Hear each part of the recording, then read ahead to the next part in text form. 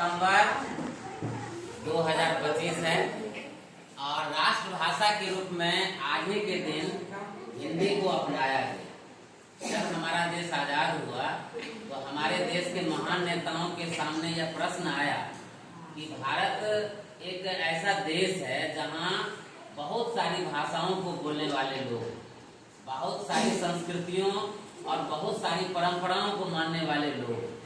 तो इस देश की एकता और अखंडता के लिए हम किस भाषा को चुनें जिससे सुदूर उत्तर से लेकर सुदूर दक्षिण तक और सुदूर पूर्व से लेकर सुदूर पश्चिम तक हमारे देश के लोग इस भाषा को समझ सकें और उसमें अपनी भावनाओं को व्यक्त कर सकें। तो ऐसा समझा गया, ऐसा देखा गया कि हमारे देश की जो प्राचीन भाषा संस्कृत है उससे ही उत्पन्न हिंदी भाषा है जो भारत के बहुसंख्यक लोगों के द्वारा बोली और समझी जाती है।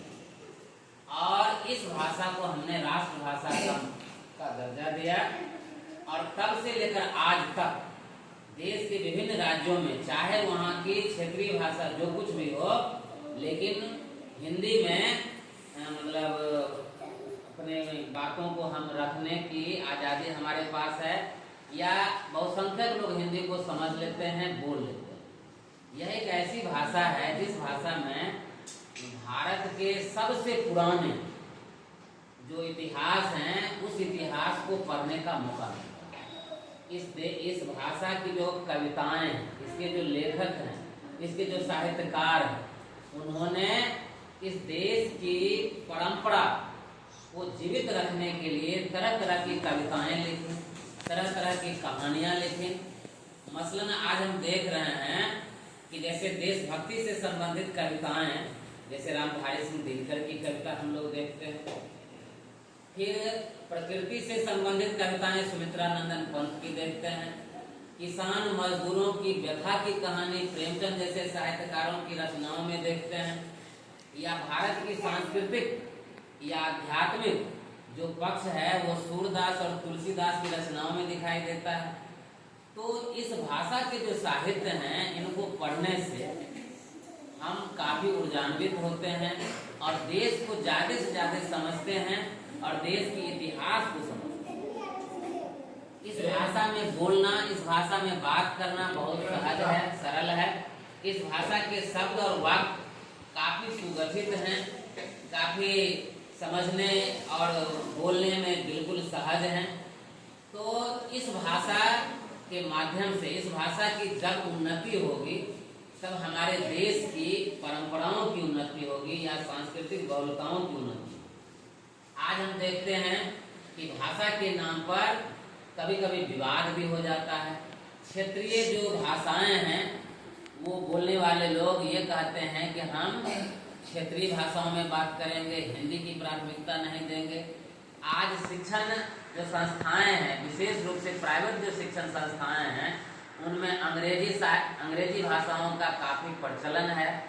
लोग अंग्रेजी पर ज्यादा से ज्यादा जोर देने का प्रयास कर रहे हैं। तो इन कारणों से हिंदी उपेक्षित होती चली जा रही है। हिंदी को हमें उपेक्षित नहीं करनी है, हमें सभी भाषाओं का आदर करना है।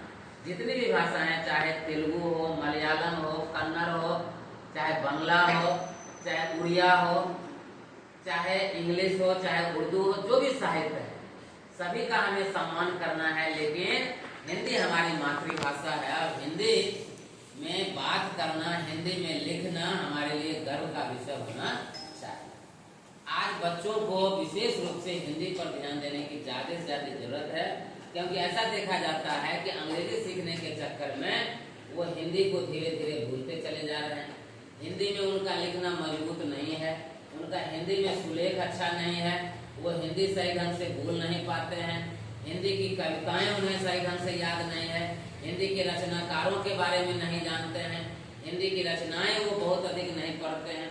और आज सोशल मीडिया के इस दौर में जहाँ एक तरफ हिंदी के लिए प्रबल माहौल भी है, क्योंकि सोशल मीडिया में अधिकांश लोग हिंदी में ही लिख रहे हैं, ये हमारे लिए अच्छी बात है। लेकिन इसका एक दुर्बल पक्ष है कि हिंदी सिर्फ हम सोशल मीडिया में पढ़ लेते हैं, लेकिन उनकी जो किताबें जो पुस्तकालयों में परिसर रही हैं, उन किताबों को पढ़ने वाले लोग धीरे धीरे घटते चले जा रहे हैं। तो माहौल ऐसा बनाना चाहिए कि हम उन किताबों को पढ़ें, पुस्तकालय से जुड़ें और हिंदी से संबंधित जो साहित्यकार हैं उनकी रचनाओं को पढ़ें और आप खुद भी लिखने का प्रयास करें। छोटी छोटी कविताएं ही, 2 लाइन 4 लाइन की कविताएं ही लिखें, कुछ कहानी ही लिखें और उस कहानी कविता को लिख के हम अपने वर्ग शिक्षक को दिखाएं या हमारे जो भी अध्यापक हैं उनको दिखाएं और धीरे धीरे हम हिंदी को मजबूत कर सकते हैं।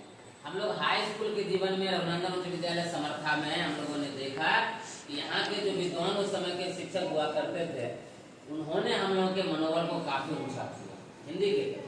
और आज हिंदी में यदि हम कुछ लिख पा रहे हैं या कुछ कर पा रहे हैं तो ये शुद्ध रूप से उसी उच्च विद्यालय की देन, वहाँ के विद्वान शिक्षकों की देन है। आज मैं इस हिंदी दिवस के अवसर पर उन्हें नमन करता हूँ कि उन्होंने हम लोगों को हिंदी की तरफ बढ़ाया। तो इन्हीं चंद शब्दों के साथ मैं अपनी वाणी को विराम देता हूँ कि आप सभी हिंदी को मजबूत करने का प्रयास करें, हिंदी को उपेक्षित नहीं करें और हिंदी में अपनी भावनाओं को प्रकट करें। आप सभी को बहुत बहुत